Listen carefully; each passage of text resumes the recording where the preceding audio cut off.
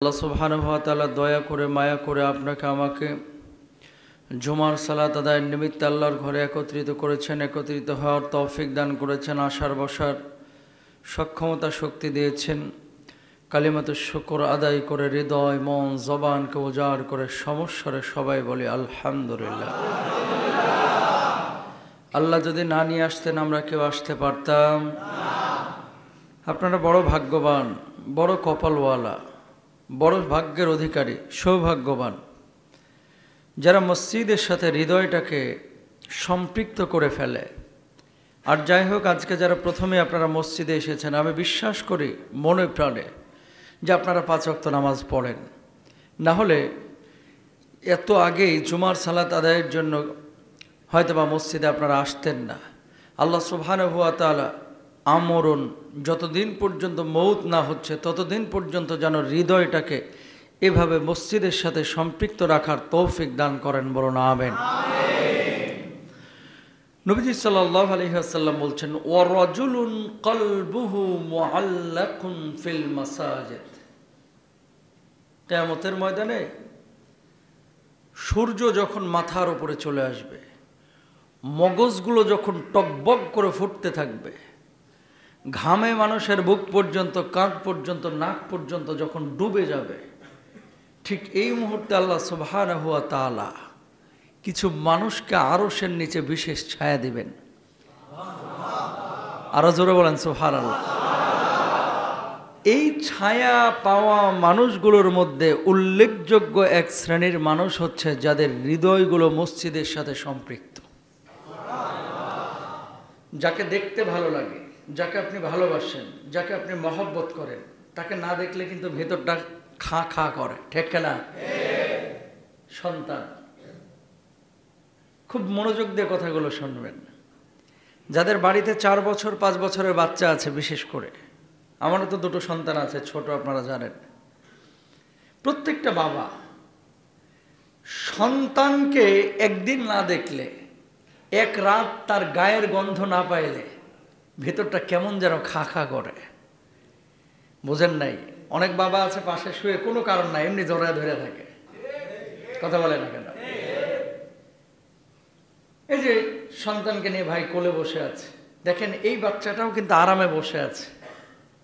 খুব ভালোবাসা এবং হৃদ্যতার চূড়ান্ত পর্যায়ের একটা উপমা এখন তার ভিতরে আছে। অনেক বাবা মা আছে সন্তানকে যদি 2 দিন 5 দিন না দেখে যেন পাগলের মতো হয়ে যায়, মানে অনেক ব্যস্ত, তারপরে ভাল লাগতেছে না, হট করে ভিডিও কল দেয়। তো যেই মানুষটাকে আপনি ভালোবাসেন তাকে না দেখলে যেমন আপনার ভিতরটা খা খা করে, কোথায় যেন শূন্যতা, ভাল লাগছে না কিছু। বিদেশ গেলে আমার এরকম হয়, প্রথমে 2-4 দিন ভালো লাগে, 10 দিন 15 দিন পরে আর ভাল লাগে না। আপনাদের দেখি না, বাচ্চা কাচ্চারা দেখি না, পরিবারের মানুষগুলোকে দেখি না। তো ভালো লাগা, ভালোবাসার বস্তুটাকে যদি না দেখেন, কাছে না পান, ভেতরটা যেমন আনচান করে, মসজিদের ব্যাপারে যদি আপনার এরকমটা মনে হয় যে এক ওয়াক্ত মসজিদে যাইতে পারে নাই, বা এক জুমা মসজিদে যাইতে পারে নাই, কি জামাতে হাজির হইতে পারে নাই, ভেতরে একটা জ্বালা তৈরি হয়ে গেছে, নামাজটা মিস হয়ে গেল, জামাতটা মিস হয়ে গেল, আহা না জানি কি হারায় ফেললাম। আল্লাহর নবী বলছে, এরকম হৃদয়ের সাথে মসজিদের সম্পর্ক যার আছে, কিয়ামতের কঠিন মুসিবতের সময় আল্লাহ রাব্বুল আলামিন আরশের নিচে বিশেষ ছায়া দিয়া এদেরকে জান্নাতের ফয়সালা করবেন। তার হৃদয়গুলোকে মসজিদের সাথে জড়িত রাখা দরকার আছে না নাই? জুমার পরে যার আসরে আসার জন্য আনচান করতেছে, এই মসজিদে আসতে হবে জরুরি না, কিন্তু আপনি যেখানেই থাকেন না কেন, হৃদয়টা যদি মসজিদের সাথে সেটেল করে ফেলতে পারেন। টাকা সংসদে একবার জিজ্ঞেস করা হয়েছিল, মাননীয় প্রধানমন্ত্রী, ঘুম থেকে ওইটা তো অনেকে মোবাইল খুঁজে, অনেকে বউ খুঁজে, বাচ্চা খুঁজে, আপনি কি খুঁজেন? আরে এই গ্রুপের প্রধানমন্ত্রীর কথা বলতেছি। উনি কইছিল, আমি জায়নামাজ খুঁজি। কথা বুঝছেন?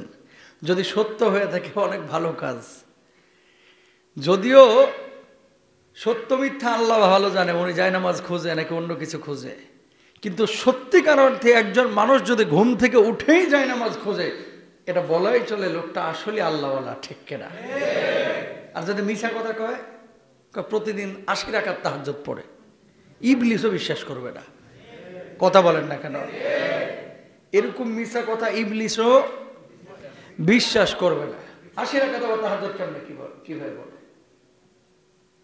তার মানে আমি যে কথাটা বলতে চাচ্ছি, সত্যিকার অর্থেই মোবাইলটা ঘুম থেকে উঠে আমরা অনেকেই খুঁজি যে দেখি কে কে ফোন দিয়েছে, গুরুত্বপূর্ণ কোনো মেসেজ আসছে কিনা। আর কিছু কিছু মানুষ ঘুম থেকে উঠে দৌড়ে বাথরুমে যায়, ফজরের ওয়াক্ত হয়েছে, আমরা নামাজ পড়তে হবে, ঠিক কিনা? প্রিয় ভাইরা, আবার তাহলে হৃদয়গুলো মসজিদের সাথে আমাদের জড়িত রাখা দরকার। যে সূরাটি তেলাওয়াত করেছি, এবার আসেন এই সূরার মধ্যে রব্বুল আলামিন কি বলছেন? ওয়াত-তিনি ওয়াজ-যাইতুনি ওয়া-তুরি সিনিন।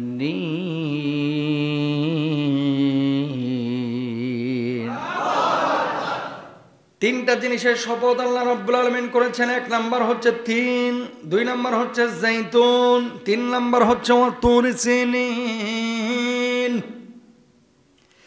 তিন বলতে আপনারা সকলেই জানেন তিন ফল, যে তিন ফল সিরিয়ায়, জর্ডানে, লেবাননে, মিশরে খুব বেশি হয়, তুরস্কেও খুব বেশি হয়।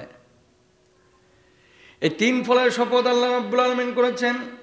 জাইতুন ফলের শপথ আল্লাহ রাব্বুল আলামিন করেছেন। তিন নম্বরে শপথ করেছেন ওয়াতুর সিনিন, ওই সিনাই উপত্যকা, তুর পাহাড়। আল্লাহ রাব্বুল আলামিনকে মুসা আলাইহিস সালাতু ওয়াস সালাম বলেছিলেন, আল্লাহ আপনারা দেখতাম চাই, ওগো প্রভু আপনার আমি দেখতে চাই। এত কথা আপনার সঙ্গে আমি বলি, আপনি আমার বন্ধুর উপরে গ্রহণ করেছেন, আপনি আমাকে ভালোবেসেছেন, আপনাকেও আমি ভালোবেসেছি, কিন্তু বন্ধু তো বন্ধুকে দেখতে পারল না, একটা বার দেখার আপনি ব্যবস্থা করে দেন। আল্লাহ বললেন, মুসা রে, আমারে দেখতে পারবি না, সেই সক্ষমতা চরমচক্ষু দিয়ে আমি আল্লাহ তোকে দিয়ে নাই। আল্লাহ না, তারপরে দেখব। রব্বুল আলামিন বললেন, না দেখতে পারবি না। জোরাজোরি যখন মুসা আলাইহিস সালাতু ওয়াস সালাম করলেন, আল্লাহ রব্বুল আলামিন দেখার ব্যবস্থা করলেন, তবে আল্লাহর পুরা সত্তাকে দেখানোর ব্যবস্থা করেন নাই। শুধু নূর, শুধু আলোর তাজাল্লি, শুধু জ্যোতির তাজাল্লি, এটার এক ছোটা এক ফোঁটা আল্লাহ রব্বুল আলামিন জাহির করেছিলেন। গোটা তুর পাহাড়, এই সিনাই পর্বত পুড়ে ছারখার হয়ে গেছিল। বলুন আল্লাহু আকবার। চর্মচক্ষু দিয়ে আল্লাহকে দেখা সম্ভব। এই তুর সিনিন, এই তুর পাহাড়ের এই উপত্যকার শপথ আল্লাহ রাব্বুল আলামিন করেছেন। কেন? ওয়াত-তিনি ওয়াজ-যাইতুন, এই তিন দ্বারা তিন ফলকেও মিন করেছেন। তিন দ্বারা মসজিদুল হারামাইন, মানে হারাম শরীফের যে মসজিদ, মক্কা শরীফের যে মসজিদ, আর হেরেম, এই মসজিদকে কেউ মিন করেছেন। আর ওয়াজ-যাইতুন দ্বারা কেউ কেউ মিন করেছেন হচ্ছে মসজিদুল আকসা, ফিলিস্তিনের যে মসজিদ, সেই মসজিদকে। মানে এটা নিয়ে মতবিরোধ আছে। কেউ বলছেন তিন দিয়ে তিন ফল, কেউ বলছেন যে না, মক্কা শরীফের মসজিদুল হারাম। আর কেউ বলতেছেন জাইতুন দ্বারা উদ্দেশ্য হচ্ছে মসজিদুল আকসা, কেউ বলছেন জাইতুন ফল। আমাদের বাংলাদেশে তিন জাইতুন কিন্তু এরকম দেখা যায় না। তিন ফল কেমন জানেন? ডুমুর আছে না, ডুমুর, এই ডুমুরের বড় রূপ। তবে আমাদের দেশের ডুমুর হচ্ছে কাইস্টিয়া। উত্তরবঙ্গের মানুষ ভাজি খান আপনারা ডুমুরের, রাজশাহীতেও খায়, রংপুরেও দেখছি। আর আরব বিশ্বের মানুষ ডুমুর একটু পাকলে কাঁচা চাবায় খায় ফেলায়, এত স্বাদ, আলহামদুলিল্লাহ। তো এই তিন ফলের মধ্যে প্রচুর পুষ্টিগুণ আছে। এর ভিতরে আল্লাহ সুবহানাহু ওয়া তাআলা প্রচুর পুষ্টিগুণ দিয়েছেন। তো এই তিন ফলের আমি দেখেছি জর্ডানে, সিরিয়ায়, লেবাননে, তুরস্কের কিছু অঞ্চলে, গোটা তুরস্কে না, সিরিয়ার সীমান্তবর্তী যে এলাকাগুলো, এই এলাকাগুলোতে প্রচুর তিন ফল হয়। ইসরায়েল প্রচুর তিন ফল হয়। জাইতুন প্রচুর হয়। জাইতুনটা কেমন? ডুমুরের মতো একটা ফল, এই জলপাইয়ের মতো একটা ফল, আকারে ছোট, কিন্তু টক না, না তিতা না টক, মাঝামাঝি একটা স্বাদ। আপনারা যেমন তেল ভাঙেন, আমি এবার জর্ডানে গিয়া এক তাবলিগের মার্কাজে গিয়েছিলাম, আম্মানের তাবলিগের মার্কাজে যাওয়ার পরে দেখলাম এক চাচা ডাইরেক্ট এই জাইতুন, আমরা যেমন ওই যে সরিষার দানা দিয়ে বলি যে ভাঙায় দে, বাটা টাটকা তেল, তো তো আমি বললাম যে আমার একটু ভাঙায় দাও জৈতুনের তেল। ডাইরেক্ট উনি ভাঙিয়ে দিল। বাংলাদেশি টাকা বেশি নেয়নি, 800 টাকা লিটার নিয়েছিল। খুব ভালো তেল। ওই তেলটা ডিরেক্ট খাইলে শরীরের কোনো ক্ষতি হয় না। ওরা দেখি চামচে চামচে তুলে খায় এবং শরীর এদের ভালো থাকে। হার্টের ব্লক ট্লক সারাইতে এই তেলটা সহযোগিতা করে। আল্লাহু আকবার বলেন। দেখেন আল্লাহ তাআলা অত্তিন ওয়া জাইতুন দিয়ে দুইটা ফলের শপথ করেছেন। তার মানে কি এই দুইটা ফল আল্লাহর কাছেও বিশেষ মর্যাদা প্রাপ্ত। সুবহানাল্লাহ বলেন। অতুর সিনিন, তুর সাইনা, তুর পাহাড়ের ব্যাপার আল্লাহ সুবহানাহু ওয়া তাআলা এখানে কথা বলেছেন। এখানে একটা ভুল কনসেপ্ট আমাদের দেশে আছে। চোখে যে সুরমা লাগান, অনেকে বলে যে এটা তুর পাহাড়ের পুরা মাটি। ডাহা মিথ্যা কথা, মিথ্যা কথা। তুর পাহাড়ের পুরা পাথর বা মাটি দিয়ে জীবনেও সুরমা হয় না। আমি তো নিজে গেছি, আর আপনারা তো অনেকে জান নাই, আমি নিজে গেছি। তো আমিও যাই আপনাদের মতো খুঁজছি যে সুরমা কোন হান থেকে তুলে। কথা বুঝতে পারছেন? যাইয়া দেখি ভাইরে ভাই, এর ওপরে উঠতে 8 ঘন্টা সময় লাগে, আর সুরমার বালাই নাই ওখানে। আর ওপরে জিজ্ঞেস করলাম যে ভাই সুরমা কই? কোন সুরমা? আমাকে চোখে লাগায় যে ওটা মাটির নিচে, এখানে না, এটা তোদের পাক ভারত বাংলাদেশ এই যে উপমহাদেশের এই মানুষ মিথ্যা কথা বলে, আর এগুলা ডাইরেক্ট চাপাবাজি করে। আমাদের বাংলাদেশের মানুষ অরিজিনাল তুর পাহাড়ের সুরমা, ডাহা মিথ্যা কথা। সুরমা হচ্ছে খনিজ সম্পদ, মাটির নিচ থেকে বাইর হয়। এটা তুর পাহাড়ের সুরমা হয় না। কথা বুঝতে পেরেছে? তাহলে কি বুঝলেন? 3টা জিনিসের শপথ আল্লাহ তাআলা এখানে করেছেন। শপথ কেন করে মানুষ? তাগিদ দেওয়ার জন্য। ভাই রোববারে টাকাটা দিবেন তো, ঋণ নিয়েছিল, আল্লাহর কসম দেব। তখন মানুষ বলে যে হ্যাঁ তাহলে এবার মনে হয় ভিত্তি আছে। কিছু চাপাবাজ আছে দিনে 70 বার কসম করে, একটা বারও মানে না। কসমটারে এরা কি বানায় ফেলাইছে? মুয়া বানায় ফেলাইছে। প্রিয় ভাইরা আমার, যদি আপনি কসম করেন, শপথ করেন, আল্লাহ রাব্বুল আলামিন তাগিদের জন্য শপথ করেছেন, শপথ করেছেন, কসম করেছেন যে এই বিষয়টা বিশ্বাস কর, বিশ্বাস কর, বিশ্বাস কর। আর মুসলমান শপথ করে, কসম করে, কিন্তু মানে না, বিশ্বাস করে না। নিজেও মুখে স্বীকার করে, কসম করে, অন্তরে বিশ্বাস করে না। কই বলার কাজ বলছি ওর আস্থা অর্জনের জন্য। এরকম যারা কসম করে, কসম ভঙ্গ করে, আল্লাহর নবী সাল্লাল্লাহু আলাইহি ওয়াসাল্লাম বলেছেন এরা মুনাফিক। আর মুনাফিকদের জায়গা হচ্ছে ইন্নাল মুনাফিকিনা ফিদ দারকিল আসফালি মিনান নার। এই সমস্ত মুনাফিকগুলোকে আল্লাহ রাব্বুল আলামিন জাহান্নামের নিকৃষ্ট স্থানে নিক্ষেপ করবেন। বলুন নাউযু বিল্লাহ। এই জন্য কসম করলে ভেবে চিন্তে কসম করবেন। মুমিন যখন কসম করবে ভেবে চিন্তে কসম করবে, শপথ করবে, যেখানে সেখানে শপথ করবে না। এরপরেও কোনো কারণে যদি শপথ ভঙ্গ হয়ে যায় তাহলে কি কাফারা আছে? অনেকেই জানেন না। ফাকাফারাতুহু ইতআমু 10 মাসাকিন। আল্লাহু আকবার বলেন। 10 জন মিসকিনকে খাওয়াবেন পেট পূর্ণ করে। কয়জন? তো জীবনে কসম ভাঙছেন মনে করেন 30 বার, 300 মিসকিন খাওয়াইতে হবে। হুজুর ও খাওয়াইতেও পারবো না, ও কসমের কাফারা দিতে পারবো না, তাহলে কি করতে হবে? জাহান্নামের আগুনে জ্বলবেন। কসম করছিলেন কেন? কসম মারাত্মক জিনিস। কথায় কথায় কিছু মানুষ খালি আল্লাহর কিরে আল্লাহর কিরা করে। আমার ছেলের মাথার উপরে হাত দিয়ে বলতেছি আমি জীবনেও এই কথা বলি নাই। আছে না নাই? মহিলারা বেশি করে, পুরুষরাও এই কাজ করে। কসম যদি করেন জীবন চলে যাবে, তাও কসম ভাঙা যাবে না। যদি একান্ত প্রয়োজনে ভাঙেনি তাহলে 10 জন মিসকিন খাওয়াবেন বা 3 দিন রোজা রাখবেন। কয়দিন? একাধারে 3টা রোজা রাখবেন 3 দিন যদি কসম ভেঙে ফেলেন। দেখেন এগুলো কিন্তু কোরআনের কথা। 7 নম্বর পারার 1 নম্বর পৃষ্ঠা আল্লাহ তাআলা বলেছেন।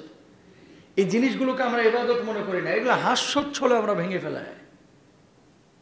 বিশেষ করে টাকা লেনদেনের ক্ষেত্রে আল্লাহর কসম করে বলতেছি ভাই, সোমবার আসরের আগে টাকাটা পাইবি।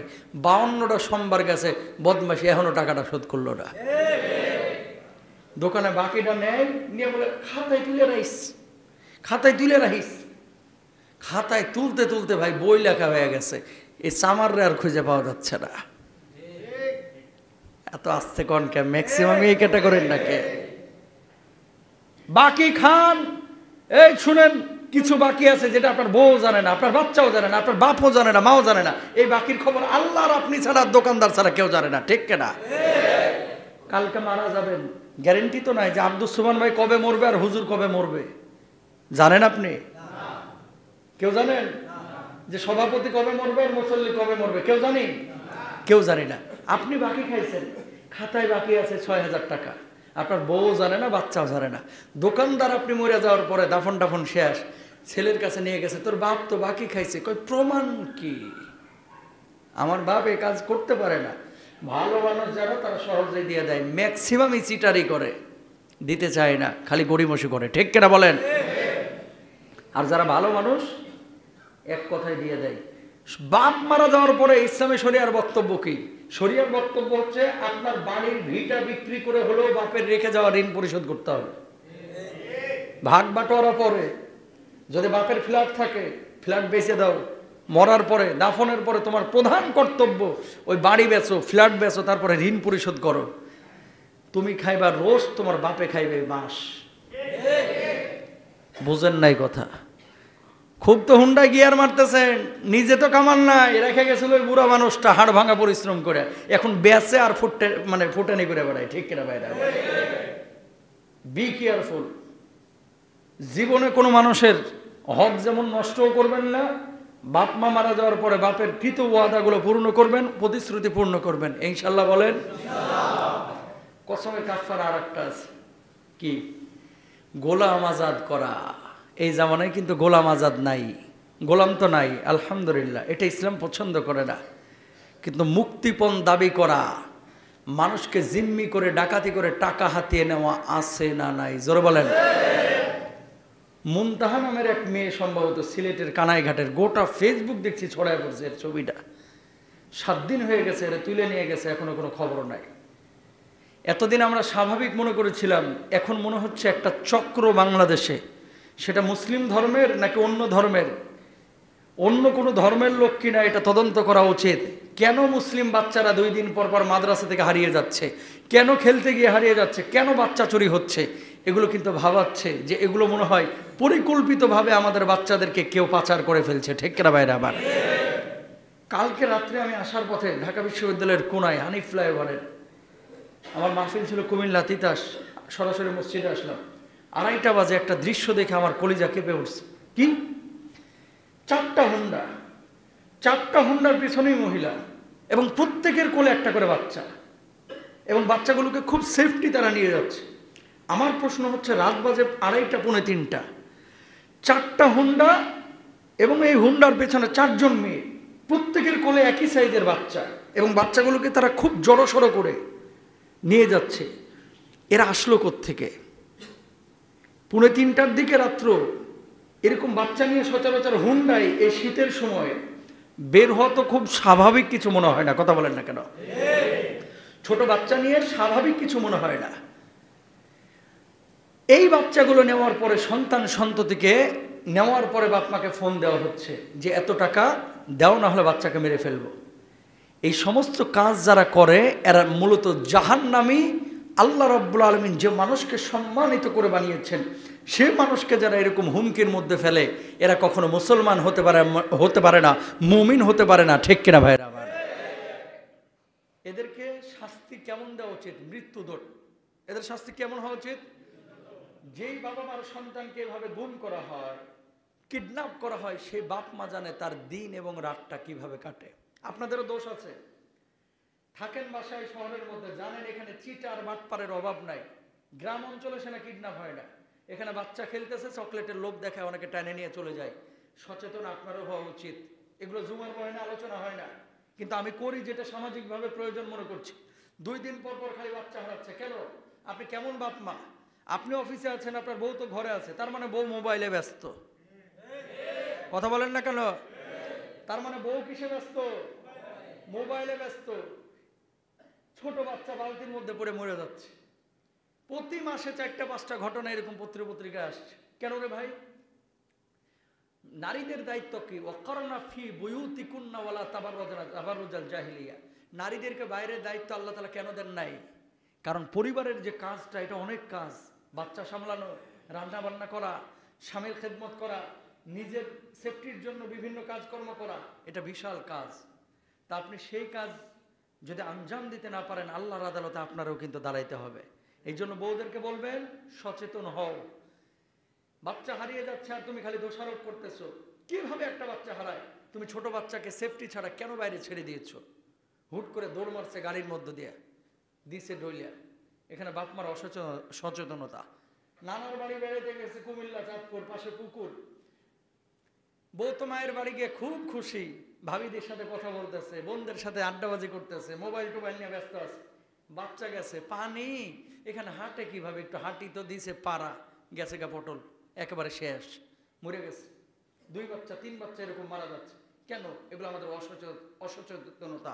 এই জন্য কিন্তু আল্লাহর আদালতে দাঁড়াইতে হবে ভাই, বি কেয়ারফুল। তাহলে যেখান থেকে কথা বলছিলাম, শপথ করেছে আল্লাহ কয়টা?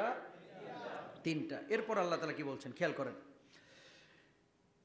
এরপর আল্লাহ রাব্বুল আলামিন বললেন ওয়াহাদাল বালাদিল আমিন, এবং শপথ এই নিরাপদ শান্তিময় শহরের, মক্কা নগরীকে আল্লাহ রাব্বুল আলামিন এই আয়াত দিয়ে বুঝিয়েছেন। এই জন্য খেয়াল করে দেখবেন, হেরেমের চত্বরে যখন তওয়াফ চলে, একটা মশা মাছিও মারা কিন্তু জায়েজ নাই, পশু পাখিও মারা জায়েজ নাই, কাউকে আঘাত করা জায়েজ নাই।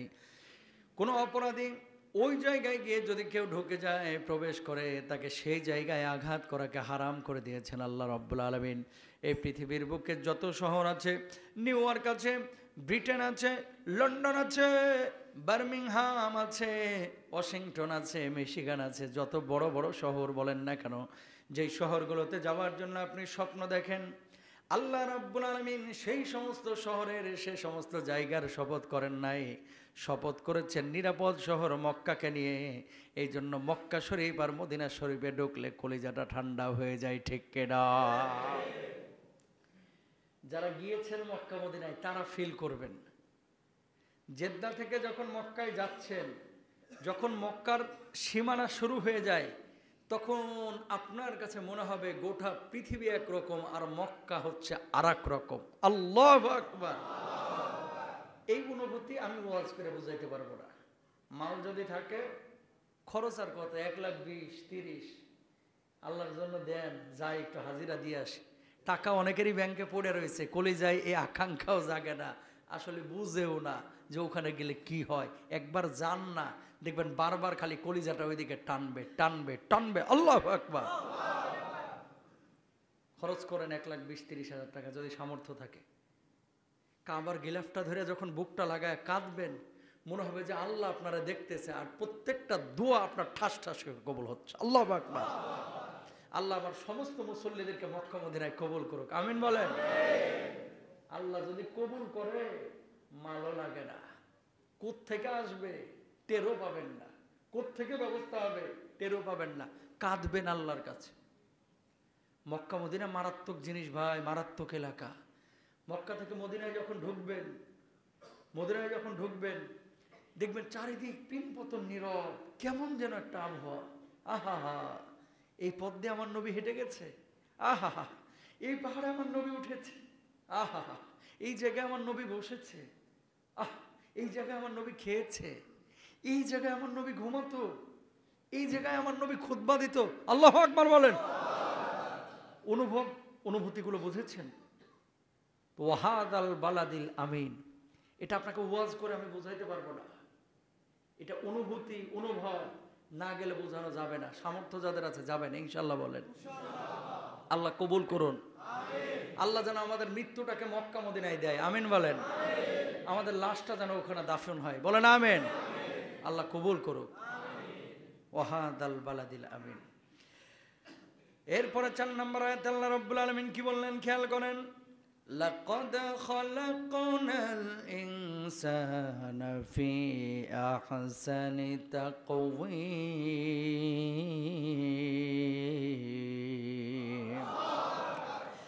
আল্লাহ রাব্বুল আলামিন বললেন, আমি তো সৃষ্টি করেছি মানুষকে সুন্দরতম গঠনে, আকৃতি দিয়া। সুবহানাল্লাহ বলেন।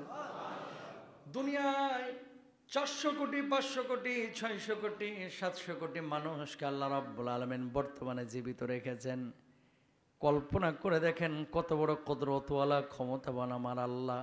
একজনের নাকের সাথে আর একজনের মুখের সাথে আর একজনের চোখের সাথে, একজনের আঙ্গুলের ফিঙ্গারপ্রিন্টের সাথে আর একজনের আঙ্গুলের ফিঙ্গারপ্রিন্ট মিল রাখে নাই। বলুন সুবহানাল্লাহ।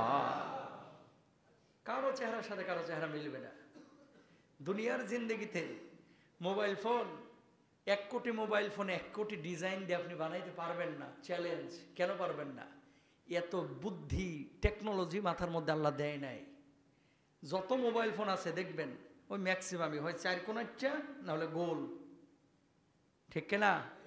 বিমান 2-3টা আকৃতির, ট্রেন এই 4-5টা আকৃতির, হাজার হাজার আকার আকৃতি দিয়ে মানুষ বানাইতে পারেন একটা জিনিস। কিন্তু আমার আল্লাহ কেমন আল্লাহ, 700 কোটি মানুষকে রেখেছেন, কারো চেহারার সাথে কারো চেহারা মিলে না। আল্লাহু আকবার। তার মানে কি সার্ভার আমার আল্লাহর কাছে আছে। আর শুধু 700 কোটি মানুষ, কয় লক্ষ বছর কেটে গেছে, কয় হাজার কোটি কোটি কোটি কোটি কোটি মানুষকে আল্লাহ তাআলা পাঠিয়েছেন, কারো চেহারার সাথে কারোটা মিল নাই। তাহলে এই যে কুদরত আল্লাহ তাআলা দেখাচ্ছেন, নাকটা কত সুন্দর করে রেখেছেন।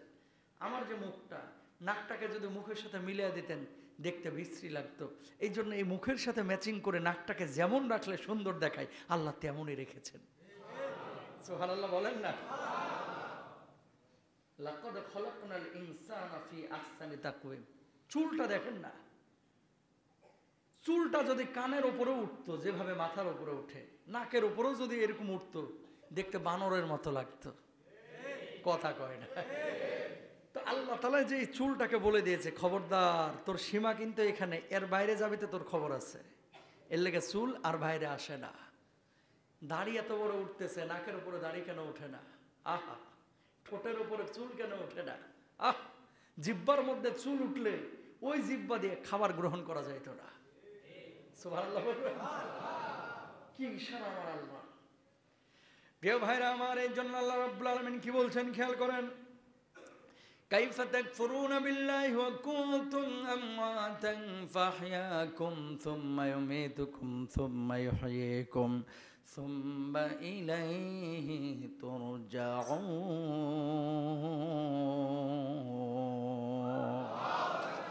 কিভাবে আল্লাহর সঙ্গে কুফরি করো, অথচ তোমরা ছিলাম মৃত, তারপর আমি আল্লাহ জীবন দিলাম, আবার মৃত্যু ঘটাবো, আবার আমার কাছেই তোমাদেরকে ফিরে আসতে হবে। কেমন আল্লাহর অবাধ্য হও, কিভাবে আল্লাহর সাথে গাদ্দারি করো, বেঈমানি করো। তোমরা তো কিছুই বুঝতা না, কিছুই পারতা না, কিভাবে আমি তোমাদেরকে বানাইছি। সূরা মুমিনুনের মধ্যে আল্লাহ রাব্বুল আলামিন বলছেন, সুম্মা খালাকনাল নুতফাতা আলাকাতান ফাখালাকনাল আলাকাতা মুদগাতান فخلقنا المضغة عظاما فكسونا العظام لحما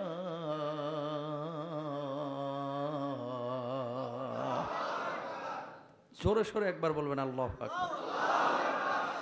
বান্দারা কিচ্ছু ছিলি না তোরা, তোর বাপ মার মিলনের পরে আমি আল্লাহ রাব্বুল আলামিন তোর মায়ের অন্ধকার পেটের মধ্যে বাপ মার মিলনের পরে, সহবাসের পরে একটা শুক্রবিন্দু তৈরি করলাম। ওই শুক্রবিন্দুটাকে আমি আল্লাহ রাব্বুল আলামিন এবার গোশতের পিণ্ডে পরিণত করলাম। এখন জোকের মতো দেখা যায়। ওই গোশতের পিণ্ডের ওপরে আমি আল্লাহ রাব্বুল আলামিন হাড়ের ফ্রেম বিছিয়ে দিলাম। ওই হাড়ের ওপরে আমি আল্লাহ রাব্বুল আলামিন আবার গোশতের প্রলেপ দিলাম। ওই গোশতের ওপরে সাদা কালো চামড়া লাগাইয়া আমি আল্লাহ রাব্বুল আলামিন তোর মায়ের অন্ধকার পেটের মধ্যে তোরে তৈরি করলাম। আহা,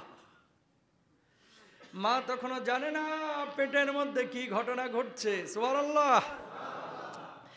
এবার 4 মাস 3.5 মাস পরে আল্লাহ রাব্বুল আলামিন যখন ফেরেশতাদেরকে ইশারা করলেন, ফেরেশতারা রে, আমি আল্লাহ এখন রূহটাকে ফুৎকার করব। আল্লাহ রাব্বুল আলামিন ইশারা করলেন, রূহটা বান্দার বুকে হিট করে, মায়ের পেটে হিট করে, কলিজার পিণ্ডে হিট করে, এমন জায়গায় আল্লাহ রাব্বুল আলামিন সে রূহটাকে সেটে দিলেন। এবার রূহটা যখন সেটে দেওয়া হলো, বাচ্চাটা পিলপিল পিলপিল করে মায়ের পেটের মধ্যে নড়াচড়া শুরু করে দিলে।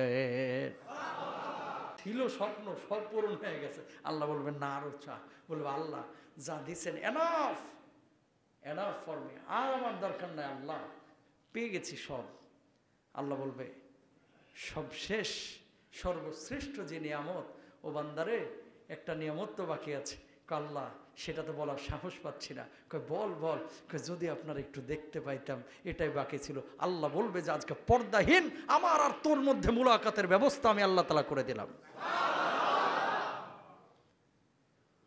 সেই সময়ের সুখটা, সেই সময়ের অনুভূতিটা, এটা ফিল করতে পারবেন না। এটা ওয়াজ করে বোঝানোর জিনিস না, কল্পনা করার বিষয়।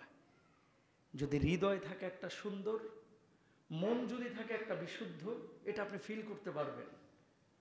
ঠিক ওই মুহূর্তটা যেখানে জান্নাতের সব নিয়ামত আল্লাহ তাআলা দিয়েছেন। আল্লাহ যদি আপনারা একটু দেখতে পারতাম, আল্লাহ সেদিন বলবে আমি সেই ব্যবস্থাও করে দেব।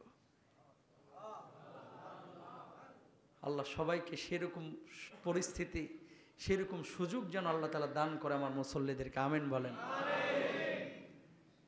স্বপ্ন জাগে না, আকাঙ্ক্ষা জাগে না? সবার জাগে তো? জাগলে 5 ওয়াক্ত নামাজ ঠিক মতো পড়তে হবে ইনশাআল্লাহ।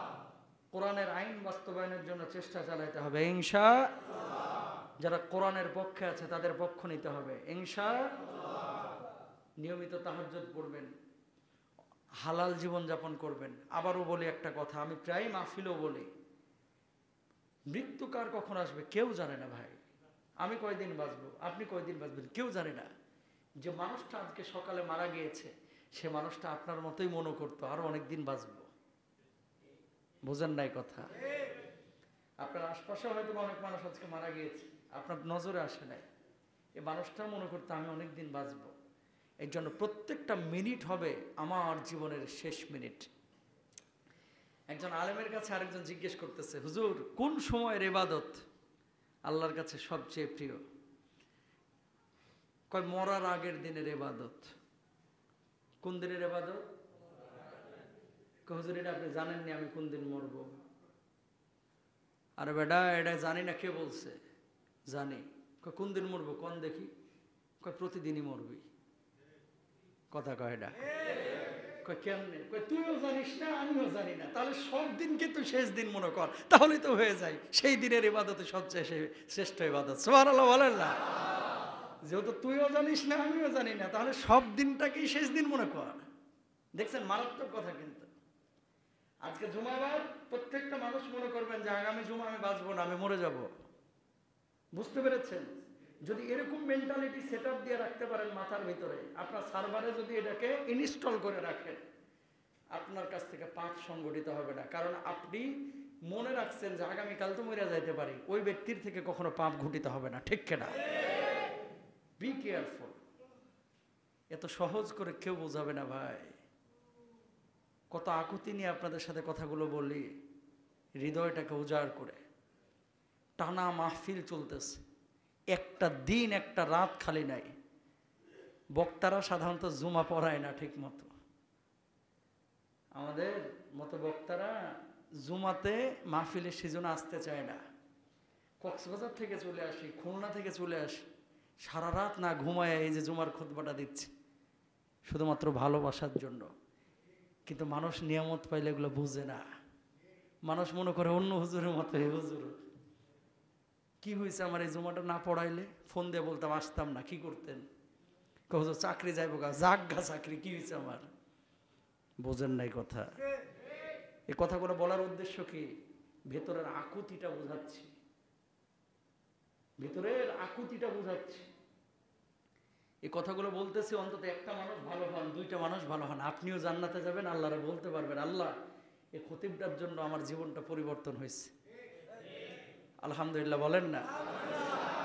আমি জানি আপনারা অনেকে আমাকে বলেন যে হুজুর আপনার কথা শুনে দাঁড়িয়ে রাখছি, আপনার কথা শুনে দিনের কথা আছে, আপনার কথা শুনে বউকে পর্দা করাই, কলিজাটা ঠান্ডা হয়ে যায়। ভাই আমার খুব কষ্ট হয়, বিশ্বাস করেন। এখানে ঢুকলে আমার গাড়ি লিক হয়, এই আপনাদের এই রাস্তাগুলায়। আর গাড়ির প্রতি সপ্তাহে কাম করাইতে হয়, এত ভাঙা রাস্তা। প্রতি জুমায় আসি আর মনে করি আড়াইতাম না। এই 9টা বছর চলতেছে, 8টা বছর চলতেছে, যে এই জুমাই শেষ। এই যে এখনো লিক হয়ে পড়ে রয়েছে, যে দেখেন এখনো লিক হয়ে পড়ে রয়েছে। ড্রাইভারও আতঙ্কে থাকে, আমিও থাকি, যে ঢুকলাম মনে হয় কালকে আবার ভেজাল বাঁধবে, আসলেও বাঁধে। তো ভাই আমি যে কথাটা বলতে চাচ্ছি, মূলত বিনিময়ের জন্য আমি এখানে আসি না ভাই, ওয়াল্লাহি আমি বিনিময়ের জন্য আসি না, আপনাদের ভালোবাসার জন্য আসি। এবং এই কথাগুলো হৃদয় থেকে বলি। মানুষ সহজে কোনো জিনিস পাইলে এগুলো বুঝে না, অনেক সময় বুঝে যখন চলে যায় যে কি ছিল আমাদের কাছে। কথা বুঝতে পেরেছেন? তো যতদিন কথাগুলো বলতেছি ভালোবেসেই বলতেছি, অন্তত কথাগুলো একটু অ্যাকসেপ্ট করার চিন্তা করেন। আমার ড্রাইভার আছে, পিএস আছে, ইউটিউবাররা আছে, জিজ্ঞেস করেন আমি মাহফিলেও এরকম কথা বলি না। মাহফিলে 1.5 ঘন্টা পিটাই ওয়াজ করে দোয়া করে বাইরে হয়ে চলে যায়, দে মাল দে। বুঝেন নাই কথা? টাকা পয়সা দেয়, এখন বাড়িতে যায়। কিন্তু আপনাদের এখানে এসে অনেক কথা বলি, কারণ পরিশ্রম হয়তো। ফজরের সময় এসেছি, 2 ঘন্টা ঘুমাই নাই, 10টা থেকে সল জব করলাম উপরে। এই যে এখন জুমার পরে আবার চলে যাব খুলনা খালিশপুর। তাহলে কেন কথাগুলো বলতেছি? বোঝানো আপনাদেরকে। এই কথাগুলো বলতেছি, নামাজ আমরা 5 ওয়াক্ত পড়ব, দিনের পথে চলবো, সুন্নাহ মোতাবেক চলবো ইনশাআল্লাহ। আল্লাহ আমার সমস্ত মুসল্লিগুলোকে জান্নাতি মানুষ হিসেবে কবুল করুন, বলুন আমিন। আরো জোরে বলেন আমিন। হাযা মা ইনদি ওয়া লা ইলমু ইনদাল্লাহ আলাইহি তাওয়াক্কালতু ওয়া ইলাইহি উনীব। ওয়া আখিরু দাওয়ানা আলহামদুলিল্লাহ।